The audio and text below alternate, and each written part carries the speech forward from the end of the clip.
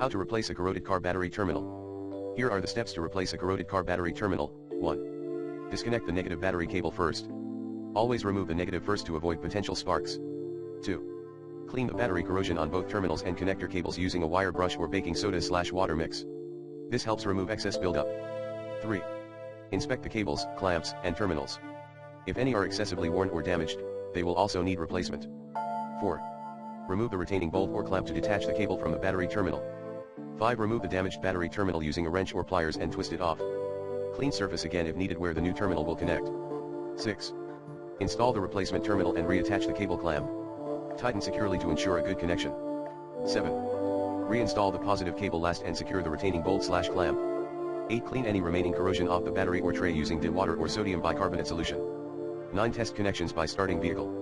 The new clean connection should instantly relay power to start. Be sure to wear gloves and eye protection when servicing the battery. Properly dispose of old terminals/cables. Replacements can often be found affordably at auto parts stores.